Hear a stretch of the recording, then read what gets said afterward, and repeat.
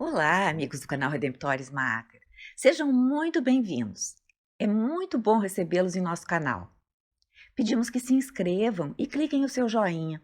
Dessa forma, cada um contribuirá para o conteúdo chegar a mais pessoas que talvez estejam precisando dele. Hoje, vamos tentar aprofundar um pouco um trecho do segundo grande discurso de Jesus no Evangelho de São Mateus. São 5 os grandes discursos. O primeiro foi o Sermão da Montanha. Agora temos este, conhecido como o discurso da missão ou do discipulado. Jesus envia os apóstolos para serem missionários do reino, dando-lhes instruções sobre o que fazer. E os exortando. Ouçamos Mateus capítulo 10, versículos 26 a 33. Naquele tempo, disse Jesus a seus apóstolos: Não tenhais medo dos homens, pois nada há de encoberto que não seja revelado, e nada há de escondido que não seja conhecido.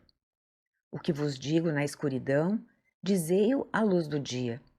O que escutais ao pé do ouvido, proclamai-o sobre os telhados. Não tenhais medo daqueles que matam o corpo, mas não podem matar a alma. Pelo contrário, temei aquele que pode destruir a alma e o corpo no inferno. Não se vendem 2 pardais por algumas moedas?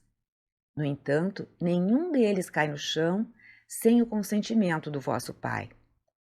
Quanto a vós, até os cabelos da vossa cabeça estão todos contados. Não tenhais medo, vós valeis mais do que muitos pardais. Portanto, todo aquele que se declarar a meu favor diante dos homens, também eu me declararei em favor dele diante do meu Pai que está nos céus. Aquele, porém, que me negar diante dos homens, também eu o negarei diante do meu Pai que está nos céus. Até aquele momento, Jesus pregava pelas cidades em companhia de seus discípulos. Agora envia-os a pregar. Certamente ficaram um tanto ansiosos com a nova experiência, como todos ficamos quando temos de fazer algo totalmente novo, especialmente falar em público. Além disso, as palavras de Jesus são bem desafiadoras.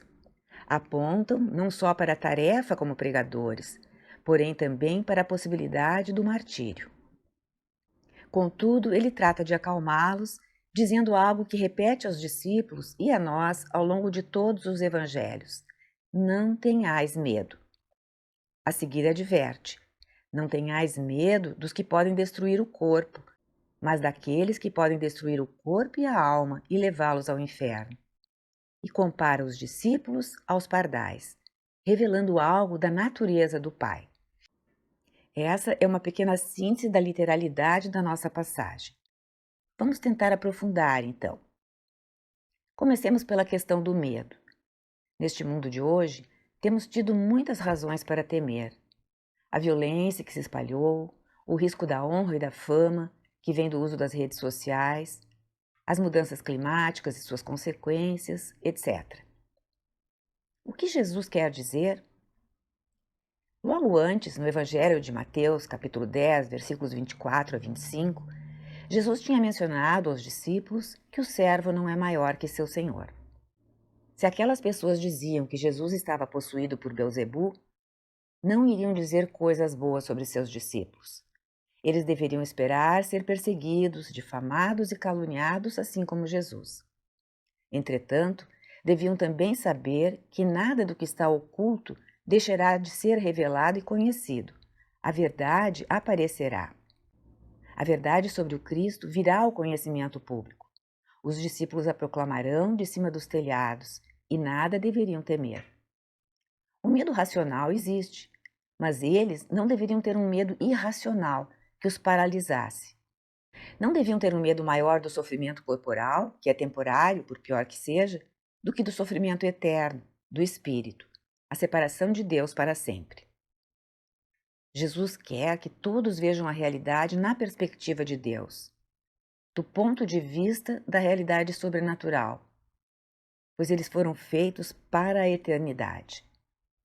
Devem temer a ofensa ao Deus de bondade, o Pai, temer o pecado, temer quebrar a sua relação com o Pai e assim ficar separado dele para todo sempre. O Antigo Testamento menciona que o temor de Deus é o princípio da sabedoria. Não se trata de medo de um Deus mau ou cruel, vingador ou castigador. Trata-se de temer ofender a Deus porque Ele é santo, perfeito, bondoso, compassivo, misericordioso e só quer a felicidade dos homens. Para ela foi que os criou. Com isso, Jesus ensina que, se for preciso escolher entre pecar contra Deus e perder a vida para sempre, a escolha racional é óbvia: morrer para viver para sempre. E para que os ouvintes não interpretassem equivocadamente esse temor de Deus, Jesus vai adiante e fala da providência do Pai. Fala que 2 pardais são vendidos por algumas poucas moedas, por um nada, mas sequer caem no chão sem o consentimento do Pai. E até os cabelos da cabeça de cada pessoa estão todos contados pelo Pai. A pessoa vale mais do que muitos pardais. Não é apenas uma criatura do Criador, mas filha de um Pai amoroso. Deus não é só onipotente e onisciente. Ele tudo pode e tudo sabe. Quando um pardal morre e quantos cabelos temos. Sabe o que está nos acontecendo e tudo faz parte do mistério do plano divino. Quando estamos diante do sofrimento, é comum começarem as dúvidas sobre a permissão de Deus para que ele aconteça. Perguntamos: por que Deus deixou que isso me acontecesse?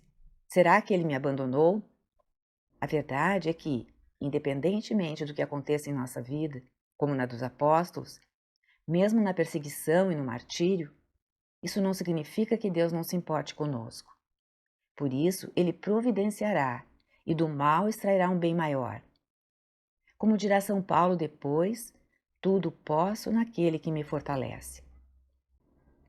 Nossa realidade de hoje é de um mundo que se torna cada vez mais secular, em que cada vez menos pessoas acreditam em um Deus providente e bondoso, sequer creem na existência de Deus.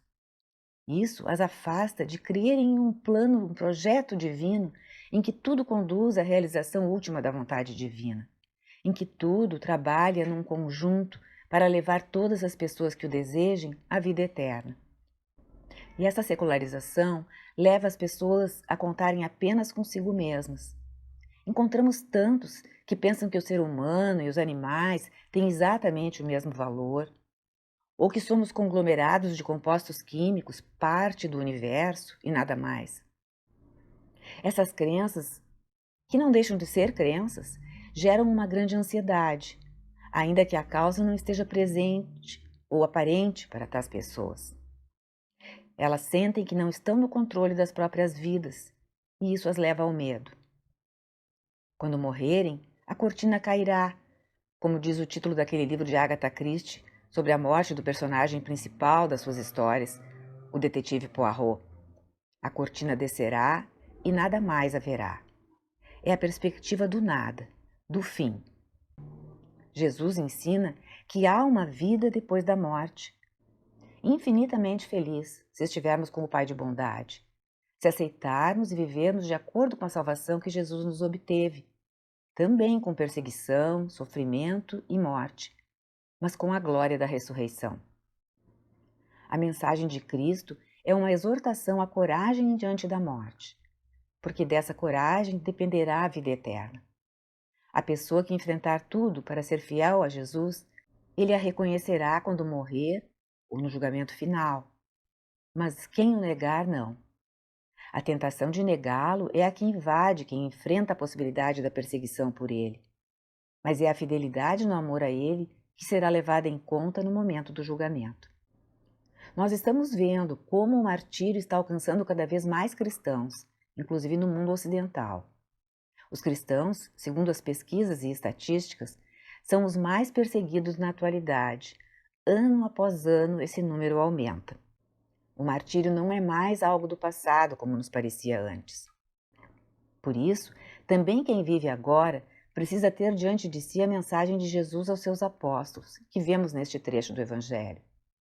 Poderíamos ser chamados a dar nosso testemunho do Cristo em condições muito difíceis, seja pela rejeição dia a dia da nossa fé, do nosso modo de pensar e agir, até a ameaça da morte. mas não deveremos temer se isso acontecer. Sabemos que a morte natural não se compara à morte eterna e confiamos em nosso Pai que está nos céus.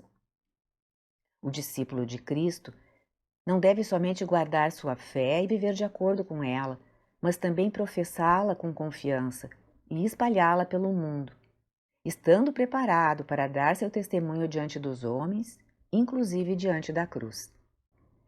Inclusive diante da própria cruz. Foi assim que o Evangelho se espalhou pelo mundo todo, a partir de 12 homens muito simples. Tertuliano, numa frase que se tornou célebre, disse: "O testemunho dos mártires é semente de novos cristãos." Vendo o amor dos que davam a vida por Cristo, é que o mundo pagão se cristianizou.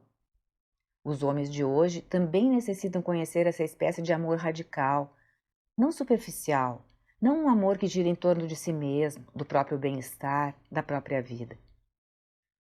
E como dissemos acima, ainda que não nos espere a morte pela fé, temos pequenas mortes cotidianas, ao testemunhar a fé e a vermos ser ridicularizada, relegada ao plano privado e até proibida.